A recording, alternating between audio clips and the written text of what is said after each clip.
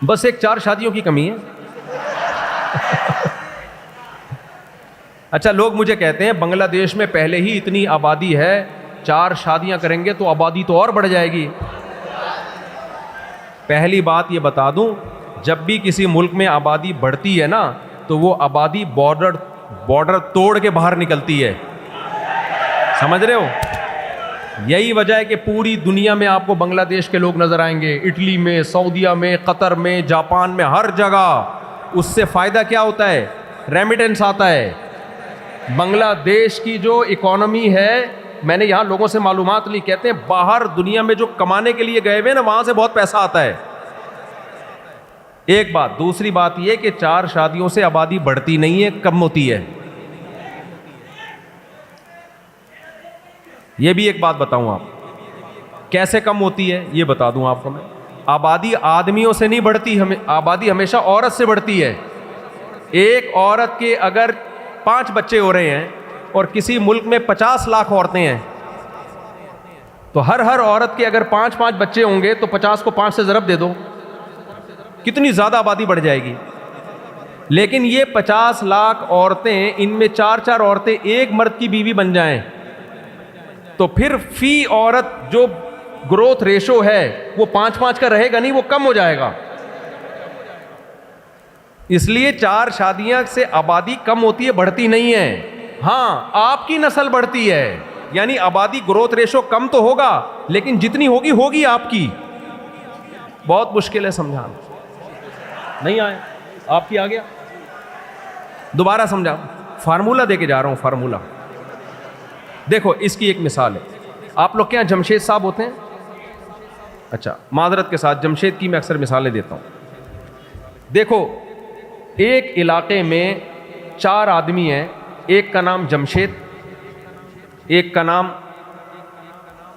غفار, ایک کا نام سلیم, ایک کا نام وسیم.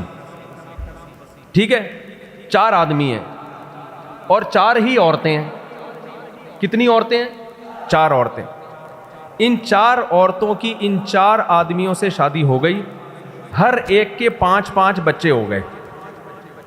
تو آبادی میں کتنے بچوں کا اضافہ ہوا؟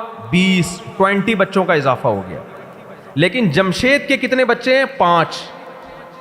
جمشید کی اپنی نسل 5 سے زیادہ بولو نہیں بڑھی, لیکن قوم کی نسل کتنی ہو گئی؟ بچے 20 پیدا ہو گئے. لیکن یہ 4 کی 4 اگر اکیلا جمشید کر لے ان سے شادی, اور وہ 3 چھڑے چھاٹ گھومتے رہیں, ان کو مل ہی نہیں رہی نا. جب محلے میں 4 تھی, 4 پہ جمشید نے قبضہ کر لیا, بھائی کو جمشید ہے اس کو پکڑ کے رکھو, قبضہ نہ کر لے کہیں. تو جمشید نے ان 4 سے کر لی. اب پہلی بات تو یہ کہ ہر ایک سے 5 پیدا نہیں ہوں گے, اس کے لیے تپڑ چاہیے جو جمشید اکیلے میں ہے نہیں. نیچرلی کم ہو جائے گا گروتھ ریشو. اب بچے 20 کے بجائے پیدا ہوں گے 10, تو گروتھ ریشو بڑھے گا نہیں, کم ہوگا. لیکن یہ 10 کے 10 ہوں گے کس کے؟ اکیلے جمشید. تو اسلام نے جو 4 شادیوں کا کہا ہے نا, اس سے یہ نہیں ہوتا کہ آبادی دنیا کی بڑھتی ہے, اس سے فائدہ یہ ہوتا ہے کہ صرف مسلمانوں کی بڑھتی ہے, باقیوں کی کم ہوتی ہے. نہیں آئی میرا خیال ہے بات. کبھی اکیلے اچھا میں نے کہا شاید جمشید آپ کا نام تو کبھی اکیلے میں بیٹھ کے غور کرنا, یہ جو اسلام نے کہا ہے نا زیادہ شادیوں کا, اس کا ایک تو عورت کو فائدہ ہے, عورت اپنے سے اچھے سے کرے گی نکاح, وہ کمتر سے کرے گی نہیں. دوسرا فائدہ یہ ہوگا کہ جو زیادہ نکاح کرے گا نسل اس کی. کیا بول رہے ہیں بھائی؟ اچھا خیر. تو بھائی سب سے پہلی بات, توحید پہ کوئی کمپرومائز نہیں ہوگا. دوسرے نمبر پہ کبیرہ گناہ میں سب سے بڑا گناہ نماز کا جان بوجھ کر قضا کر دینا. آج سے سب عزم کرو, کچھ بھی ہو جائے, زمین آسمان ادھر سے ادھر ہو جائے, ہم نے کبھی بھی نماز ضائع نہیں کرنی. یہاں بیان میں خواتین بھی ہیں, وہ ہو خواتین بھی ہیں, مجھے تو 4 شادیوں پہ بات نہیں کرتے جہاں خواتین ہوتی ہیں, مجھے پہلے بتاتے. خواتین بازار جاتی ہیں شاپنگ کے لیے, کہیں رشتہ داروں سے ملنے کے لیے جاتی ہیں, نمازیں قضا ہو جاتی ہیں. نا نا نا, نماز کا پتہ ہی سفر میں چلتا ہے کہ آپ کتنے پکے نمازی ہیں. زمین آسمان ادھر سے ادھر ہو جائے، جو ہماری بہنیں بیان سن رہی ہیں، جو لوگ بیان سن رہے ہیں، عزم کریں کسی صورت میں کبھی نماز قضا نہیں کریں گے۔ کبیرہ گناہوں کی فہرست میں زنا، آج سوسائٹی میں زنا بہت تیزی سے پھیل رہا ہے۔ قرآن کہتا ہے لا تقربوا الزنا، زنا کرنا تو دور کی بات، زنا کے قریب بھی مت پھٹکو۔ زنا کے قریب کیسے؟ آپ کے موبائل میں جتنی لڑکیوں کے نمبر ہیں جو آپ نے جمشید کے نام سے سیو کیے ہوئے ہیں اور سلیم کے نام سے، وہ سارے نمبر کیا کر دو؟ ڈیلیٹ۔ پھر میں کہوں گا میرا بنگلہ دیش آنے کا فائدہ ہوا ہے، پھر میں کہوں گا بھائی فائدہ ہے۔ اللہ نے عورت کی طرف پہنچنے کا راستہ نکاح کے علاوہ سارے راستے اللہ نے کیا کر دیے؟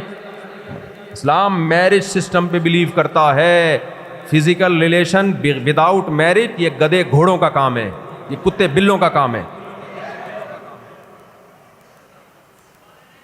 مجھے بتاؤ گدھا اور گدھی کی شادی ہوتی ہے؟ فزیکل ریلیشن ہوتا ہے خالی، تبھی ان سے جو نسل پیدا ہوتی ہے وہ خاندان آباد نہیں ہوتا۔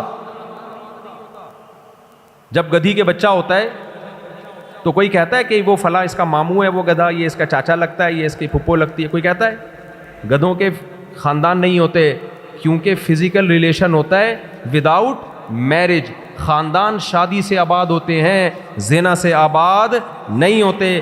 آج سے توبہ کرو، پہلے بھی انشاءاللہ بچتے ہوگے آپ، کبھی زنا کے قریب بھی نہیں پھٹکیں گے۔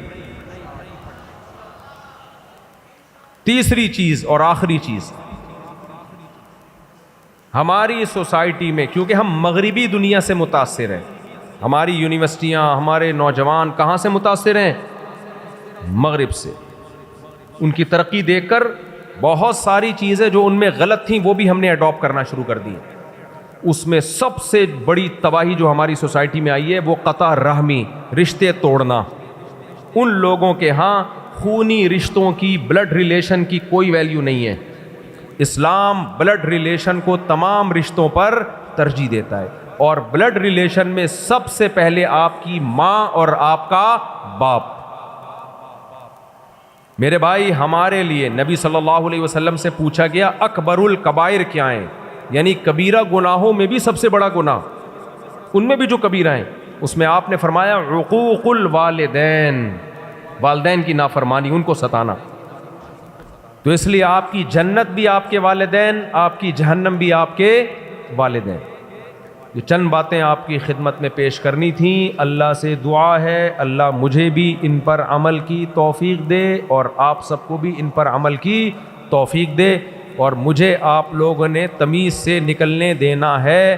اندھی عورت تھی، اس کے بچہ نہیں ہو رہا تھا، ایک دن بچہ ہوا، نظر تو آ نہیں رہا تھا، اس نے چوم چوم کے جان سے مار دیا اس کو۔ جب ہمیں مسائل آئیں گے تو ہماری حاجتیں مزاروں سے، قبروں سے پوری نہیں ہوں گی، ہماری حاجت پوری کہاں سے ہوگی؟ مسجد سے، اللہ سے۔ صرف یا اللہ مدد کا نعرہ، یا اللہ مدد کے علاوہ کوئی نعرہ قابل قبول نہیں۔ نمبر 2، بدعت کے کبھی قریب نہیں پھٹکنا ہے۔ ہم لوگوں میں بدعتیں بہت آ گئی ہیں، اب میں ان کی ڈیٹیل میں جاؤں گا تو وقت لگے گا۔ بھائی کسی بھی عمل کا قرآن و سنت سے ثبوت ہونا چاہیے، صحابہ سے ثبوت ہونا، یہ تھوڑی کہ کچھ بھی اٹھا کے۔ بہت سے لوگوں نے اپنی ہر بدعت امام ابو حنیفہ کے کھاتے میں بیچاروں کے کھاتے میں ڈال دی ہے۔ بدعت سے اپنے آپ کو بچاؤ۔ باقی فروعی اختلافی مسائل میں چاروں امام برحق ہیں، سب نے قرآن و سنت کو فالو کیا ہے۔ ہم امام ابو حنیفہ کو فالو کرتے ہیں، اس امت میں میجورٹی نے امام ابو حنیفہ کو فالو کیا، 30% نے امام شافعی کو فالو کیا، بہت بڑے مجتہد تھے، امام ابو حنیفہ کے شاگرد تھے وہ۔ 17% نے امام مالک کو فالو کیا، 2% نے امام احمد ابن حنبل کو فالو کیا۔ تو جب تک امت اس طرح سے فالو کرتی آ رہی تھی، صحیح ٹریک پر تھی، آپس میں ایک دوسرے کے پیچھے نماز بھی پڑھتے تھے، ایک دوسرے کو احترام بھی کرتے تھے، اور ایک دوسرے کی نمازوں میں فرق ہونے کے باوجود درست سمجھتے تھے۔ جب سے امت میں مجتہدین نام نہاد پیدا ہوئے ہیں نا، اس وقت سے امت کا بیڑا غرق۔ ہر شخص نے ایک نیا مفتی بنا ہوا ہے، نیا مسئلہ بتا رہے ہیں، اس سے آپ کا اتحاد ٹوٹ جائے گا۔ تو پہلا ہے عقیدہ توحید، اس پہ کوئی کمپرومائز بولو نہیں. یا ایھا الناس انتم الفقراء الی اللہ واللہ هو الغنی الحمید. اللہ کہتے ہیں اے لوگو تم سب کے سب فقیر ہو اللہ کے در کے. تمام پیغمبر، تمام صحابہ، تمام تابعین، تمام بزرگان دین کس کے در کے فقیر ہیں؟ اللہ کے. عقیدہ توحید پہ کوئی کمپرومائز نہیں ہے. نمبر 2، اللہ نے قرآن میں ہمیں کیا حکم دیا؟ ان تجتنبوا کبائر ما تنہون عنہ نکفر عنکم سیئاتکم. کبیرہ گناہوں سے بچو گے تو میں چھوٹی موٹی خطائیں معاف کر دوں گا. کبیرہ گناہ کیا ہیں یہ بھی قرآن نے بیان کر دیے. بہت آسان ہے اسلام بھائی. آپ آدھے سے زیادہ مسلمان تو مجھے ویسے ہی نظر آ رہے ہو. آپ شکلوں سے لگ رہا ہے ماشاءاللہ سارے. یونیورسٹی میں میرا بیان ہوا، میں نے کہا یہاں کا تو ماحول ہمارے مدرسوں جیسا ماحول ہے. اب پتہ نہیں، ہو سکتا ہے مجھے یونیورسٹی کے نام پہ کسی مدرسے میں نہ لے گئے ہوں. بچیاں پردوں میں بیٹھی ہوئی ہیں الگ، مرد سارے نیک شریف شرفا قسم کے ہیں. تو عقیدت محبت میں ماشاءاللہ لوگوں کے، میں تو اس قابل نہیں ہوں. اللہ نے ستاری کا معاملہ کیا ہوا ہے، میں اس قابل نہیں ہوں. لیکن جو کراؤڈ یہاں پر جو جس طرح سے لوگ ٹوٹ رہے ہیں، میں سنگل پسلی آدمی ہوں. مجھے کئی دفعہ خطرہ ہوا کہ میں دب کے انا للہ نہ ہو جائے میرا. تو اس لیے مجھے محبت کے ساتھ تمیز کے ساتھ نکلنے دینا. سب کو میری طرف سے ہول سیل کے حساب سے السلام علیکم. تو سب کا مصافحہ بھی ہو گیا، آپ کی زیارت بھی ہو گئی. ہمیں تمیز سے خاندانی طریقے سے نکلنے دیں. اچھا دعا کر لیں.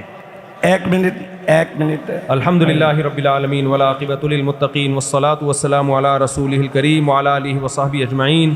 اے اللہ ہماری یہاں حاضری قبول فرما. اے اللہ جو علماء یہاں پر موجود ہیں ان علماء کی عمر میں علم میں برکتیں عطا فرما. اخلاص مت کے ساتھ اے اللہ ان سب سے دین کی خوب خدمت لے. اے اللہ اس ملک کو امن کا گہوارہ بنا.